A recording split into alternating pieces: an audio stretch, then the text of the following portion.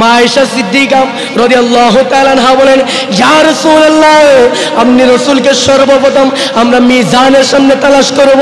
ইয়া রাসূলুল্লাহ, আপনি মিজানের সামনে কি করবেন?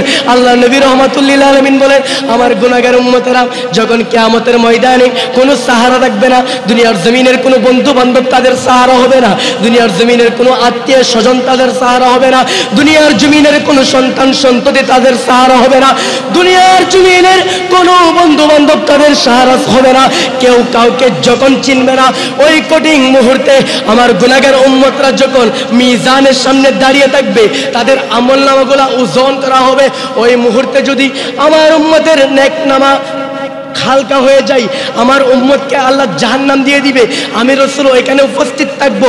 এই জন্য যদি আমার উম্মতের মধ্যে কারো আমলনামার বদনামা যদি ভারী হয়ে যায়, নেকনামা যদি হালকা হয়ে যায়, আমি রাসূল একটা কাগজের টুকরা তাদের নেকনামার মধ্যে দিব, দেওয়ার সাথে সাথে তাদের বদনামা হালকা হয়ে নেকনামা মুহূর্তের মধ্যে ভারী হয়ে যাবে এবং তারা মুহূর্তের মধ্যে জাহান্নামী থেকে জান্নাতি বানিয়ে আল্লাহ তাদেরকে জান্নাতের মেহমান বানিয়ে দিবে।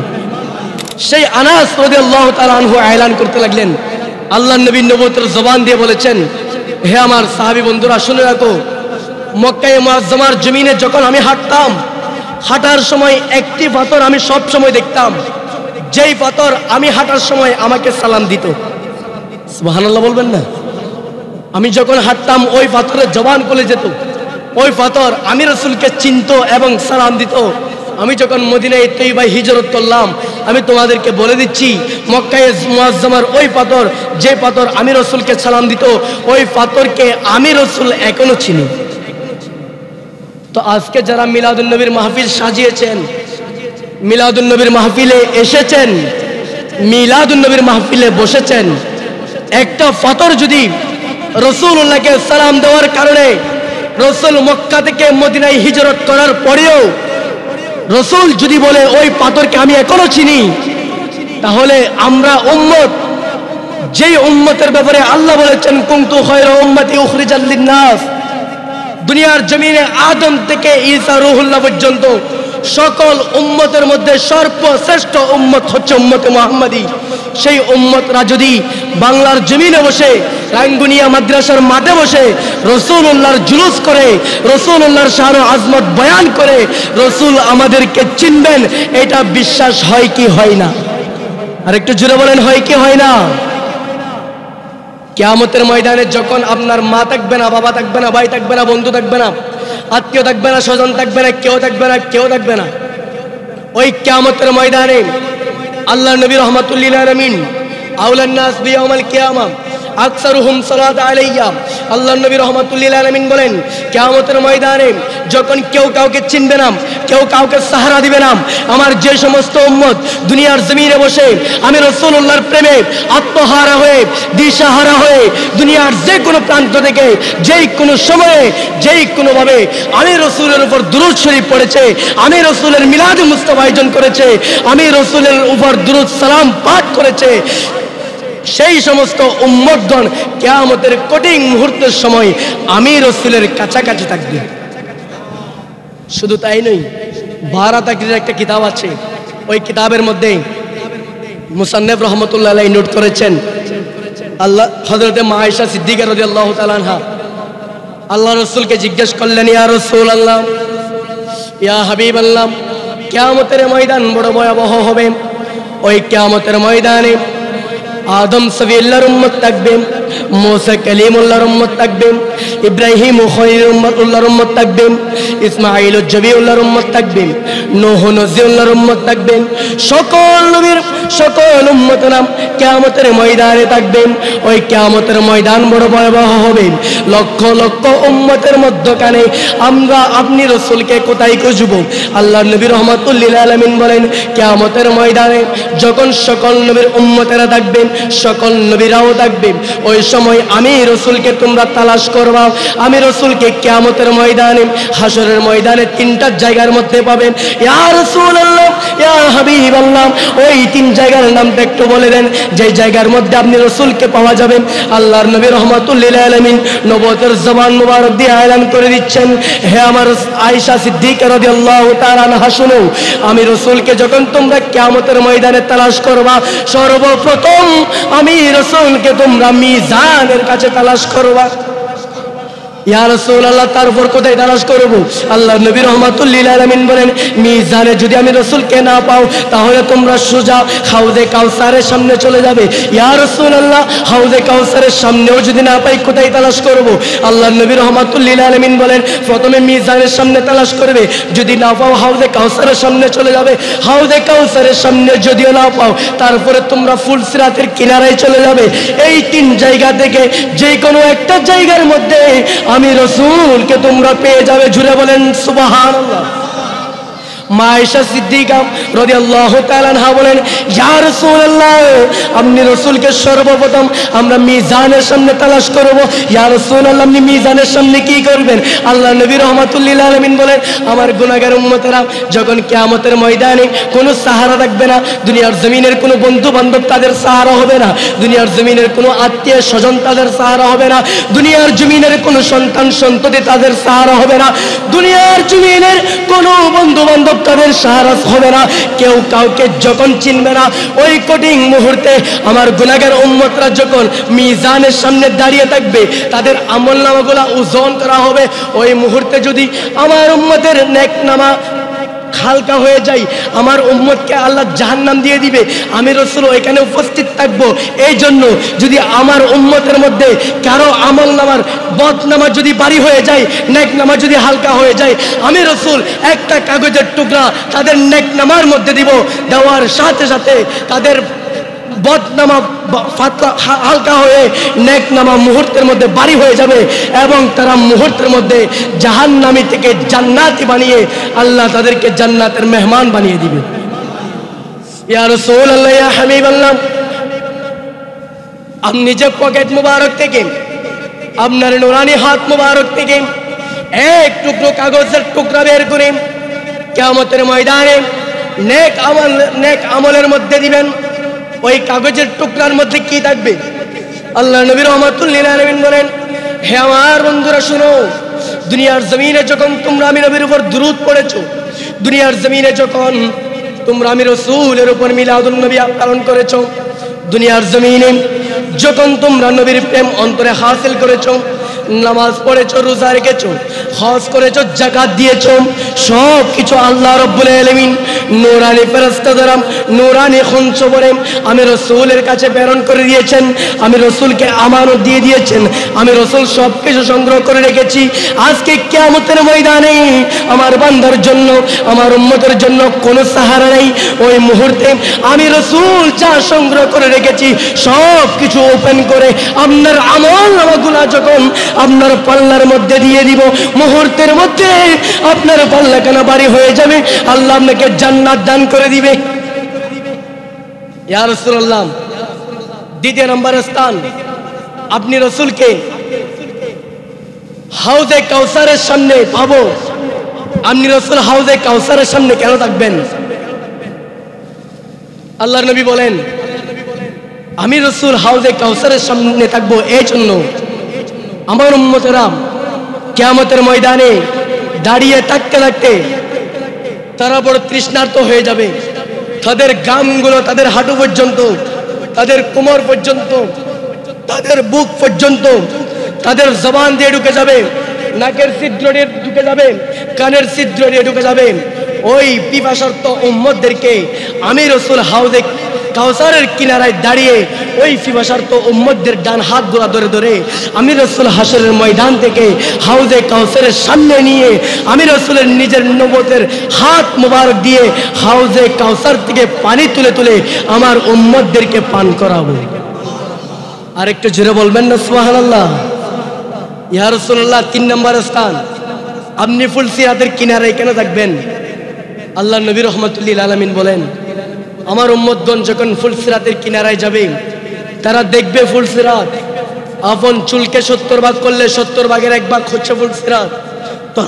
তলোয়ারের চেয়ে ধারালু, কুরের চেয়ে ধারালু, ওই ফুলসিরাত যখন দেখবে আপন আপন চুলের চেয়ে 70 ভাগের 1 ভাগ ফুলসিরাতের নিচে জাহান্নামের আগুন দাউ দাউ করে জ্বলবে। ওই আগুন যখন দেখবে, ফুলসিরাতের পথটা যখন আমার উম্মতরা দেখবে, আমার উম্মতরা বড় চিন্তিত হয়ে যাবে, বড় পেরেশান হয়ে যাবে, চোখের পানিগুলো ছেড়ে দিবে। কিভাবে তারা ফুলসিরাত পার হবে, কিভাবে তারা জান্নাতে যাবে, এই চিন্তা করে করে তারা পেরেশানি হয়ে চোখের পানিগুলো যখন ছেড়ে দিবে, আমি রাসূল আমার ওই উম্মতদেরকে ডান হাত ধরে বিদ্যুৎ গতিতে ফুলসিরাত পার করে জান্নাতের মধ্যে ঢুকিয়ে দিবে। আর একটু জোরে বলেন সুবহানাল্লাহ। তো মিলাদুন নবী করলে লাভ না ক্ষতি? লাভ। যারা মিলাদুন নবী করবেন এর মধ্যে কোনো সন্দেহ নেই, যারা মিলাদুন নবী করে তারা হচ্ছে পাক্কা মুমিন। কারণ মুসলমান যারা তারা মুমিন, যারা তারা মুসলমান। সকল মুমিন মুসলমান, কিন্তু সকল মুসলমান মুমিন নয়।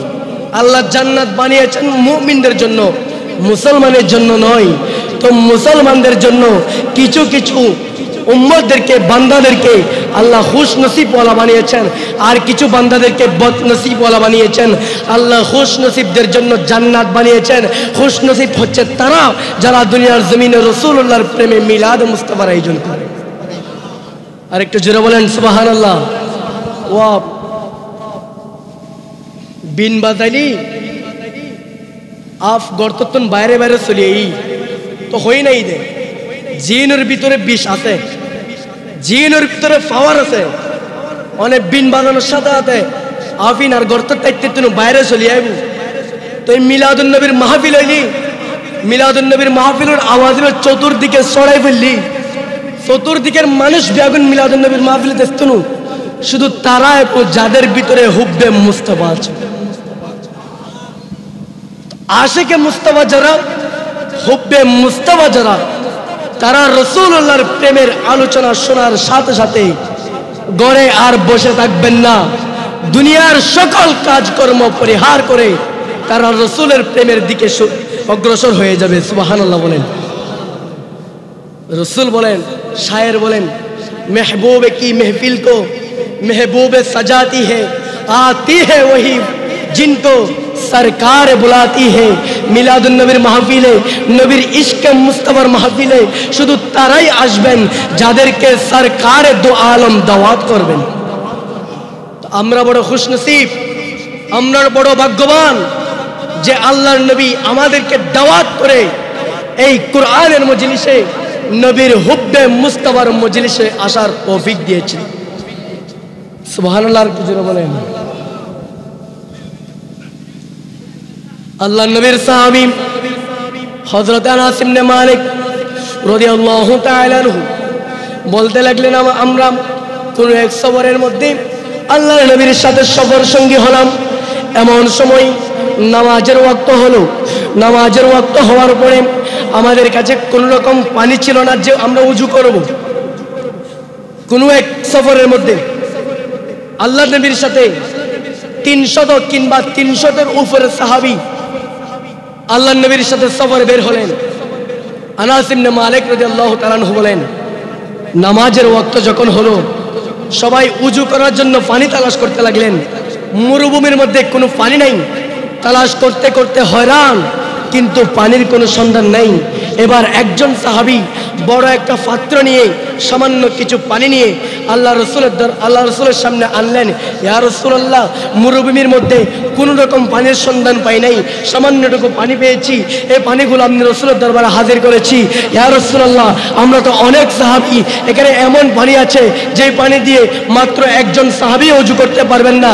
আমরা কিভাবে ওযু করব, কিভাবে নামাজ পড়ব? আমাদের জন্য একটু দিক নির্দেশনা দিন। আল্লাহ নবী রাহমাতুল লিল আলামিন বলেন, তোমরা চিন্তা করিও না, তোমরা মন পেরেশান করিও না, তোমরা চিন্তিত হইও না। আমি রাসূলের নিজের নবুয়তের জবানটা ওই পাত্রের মধ্যে ঢুকিয়ে দিলেন, পানির মধ্যে ঢুকিয়ে দিলেন। পানির মধ্যে ঢুকিয়ে দেওয়ার পরে দেখতে লাগলেন আল্লাহ নবীর আঙ্গুল মুবারকগুলা ঝর্ণার মতো পানি প্রবাহিত হইতে লাগলো। আল্লাহ নবী বলতে লাগলেন, হে আমার সাহাবায়ে কেরামরা, এবার তোমরা উজু করতে থাকো, এবার তোমরা উজু করতে থাকো। এভাবে উজু করতে করতে করতে করতে একজন, দুইজন, তিনজন সাহাবী নয়, লাগাতার 300 সাহাবী উজু করার পরেও এবার আনাস ইবনে মালিক রাদিয়াল্লাহু তাআলা আনহু বলেন, ইয়া রাসূলুল্লাহ, আমি খোদার কসম করে বলছি এখানে সামান্য পানি ছিল, যে পানি দিয়ে একজন উজু করতে পারতো না, কিন্তু আপনি রাসূলের নূরানি হাত মুবারক যখন ওই পাত্রের মধ্যে দিলেন, আমি আমার চক্ষু দিয়ে দেখতে পেলাম আপনার হাতের আঙ্গুলগুলা যেন ঝর্ণা হয়ে গেল। ওই ঝর্ণা থেকে পানি প্রবাহিত হইতে লাগলো। আমরা উজু করতে লাগলাম। 300 সাহাবী উজু করার পরেও পানি আগে যা ছিল পরেও তা রয়ে গেল। 300 জন সাহাবী উজু করলেন, পানি এক ফোঁটাও কমে নাই, যা আগে ছিল তাই, যা আগে ছিল তাই। এটাই হচ্ছে রাসূলুল্লাহর নূরানি হাত মুবারকের বরকত। আরেক যুদ্ধের ময়দানে সাহাবায়ে কেরাম যুদ্ধ করলেন, রাসূলুল্লাহর দরবারে আসলেন, ইয়া রাসূলুল্লাহ, ক্লান্ত হয়ে গেলাম, তৃষ্ণার্ত হয়ে গেলাম, ক্ষুধার্ত হয়ে গেলাম। ইয়া রাসূলুল্লাহ, এখানে আমরা কোনো খাবার আনি নাই, পানি আনি নাই, খাবার দিয়ে ক্ষুধার নিবারণ করার মতো কোনো খাদ্য নাই, পানি দিয়ে তৃষ্ণা নিবারণ করার মতো কোনো পানি নাই। ইয়া রাসূলুল্লাহ, খাবার না জুটলেও সমস্যা নাই, সামান্য পানি যদি না জুটে আমার মনে হচ্ছে আমি এখন এই যুদ্ধের ময়দানে শহীদ হয়ে যাব। আল্লাহ রসুল বলেন, হে আমার সাহাবী বন্ধু, তুমি বড় তৃষ্ণার্ত হয়ে গিয়েছো, তুমি বড় ক্ষুধার্ত হয়ে গিয়েছো। যেই ক্ষুধা, যেই তৃষ্ণা তোমাকে চিন্তিত করে রেখেছে, যেই ক্ষুধা, যেই তৃষ্ণা তোমাকে পেরেশান করে রেখেছে, তুমি তৃষ্ণার্ত হয়েছো, ক্ষুধার্ত হয়েছো, আমি রসুলের দরবারে এসেছো। আমি রসুলের দরবারে এসে কেউ এই পর্যন্ত কালি হাতে ফেরত যায় নাই, আর তুমি তো আমার সাহাবী, আমার কথাই ডাক দিয়ে, আমার আহ্বানে সাড়া দিয়ে যুদ্ধের ময়দানে এসে তলোয়ার হাতে নিয়ে কাফেরদের বিরুদ্ধে যুদ্ধ করেছো। যুদ্ধ করতে করতে তুমি পেরেশান হয়েছো, কিভাবে আমি তোমাকে ফিরিয়ে দিব? হে আমার সাহাবী, তুমি অপেক্ষা করো, তোমার জন্য আমি পানির ব্যবস্থা করলাম। আল্লাহ নবী রাহমাতুল লিল আলামিন সুম্মা খরাজা কদমা ইলাল আরদি, আল্লাহ নবী রাহমাতুল লিল আলামিন নিজের কদম মুবারক যখন ইলাল আরদি জমিনের মধ্যে মারলেন, সুম্মা খরাজাল মা, পানি থেকে, মাটি থেকে পানি বের হইতে শুরু হয়ে গেল। আল্লাহ নবী রাহমাতুল লিল আলামিন সুম্মা কদমা ইলাল আরদ, কদম মুবারক যখন জমিনের মধ্যে মারলেন, সুম্মা খরাজাল মা, এবার আল্লাহ নবীর কদম মুবারক পড়ার সাথে সাথে এখান থেকে মরুভূমি থেকে পানি উঠতে শুরু করলো। সাহাবী তৃষ্ণা নিবারণ করলেন, একজন সাহাবী তৃষ্ণা নিবারণ করলেন। এইভাবে দেখতে দেখতে দেখতে দেখতে যত সাহাবী যুদ্ধের ময়দানে ছিলেন, সকল সাহাবী ওই দৃশ্য দেখে আল্লাহ নবীর সামনে এসে সকল এই পানিগুলো পান করে করে নিজেদের তৃষ্ণা নিবারণ করেছেন। এরপর একজন সাহাবী বললেন, ইয়া রাসূলুল্লাহ, ইয়া হাবিবাল্লাহ, আমি বড় তৃষ্ণার্ত ছিলাম, ক্ষুধার্ত ছিলাম, আমার মধ্যে এমন ক্ষুধা কাজ করেছিল, আমার মনে হয়েছিল আমি এখন বেহুশ হয়ে পড়ে যাব, আমার মধ্যে দাঁড়ানোর কোনো শক্তি ছিল না। শুধুমাত্র আমি আপনার কদমের সৎকায় মরুভূমি থেকে যে পানি উঠেছিল ওই পানির সামান্যখানি পান করেছিলাম। খোদার কসম, শুধু তৃষ্ণা নয়, আমার ভিতর থেকে ক্ষুধার অবস্থা পর্যন্ত দূরীভূত হয়ে গেল। আরেকটু জোরে বলেন, যে দিসনে হামারি দিল কো জ্বালা, সুবহানাল্লাহ সুবহানাল্লাহ, বলেন সুবহানাল্লাহ। जिसने हमारी दिल को जला, सुबहानल्लाह सुबहानल्लाह। ऐ नाम मुहम्मद सल्ले अला সুবহানাল্লাহ।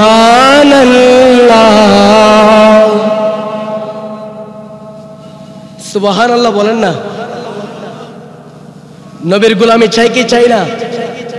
নবীর গোলামির মধ্যে যদি নিজের নামটা তুলতে পারেন, আউয়াল আখির দোনো জাহান কামিয়াব হয়ে যাবে। মরণকালে যদি ঈমান নিয়ে দুনিয়া থেকে বিদায় নিতে চান, দুনিয়ার জমিনে একটাই পথ খোলা, নবীর গোলামের মধ্যে নিজের নামটা লিখে দেন। মরণে কালে চাও গো যদি নিতে ঈমান দুনিয়াতে লেকে দিও নবীর গোলামিতে নাম নবীর গোলামিতে নাম সালাতুনিয়া।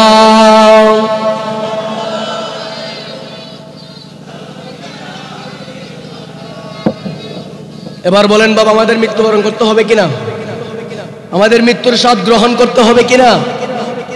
মৃত্যুর পরে আমাদের আসল ঠিকানা খবরে যাইতে হবে কিনা?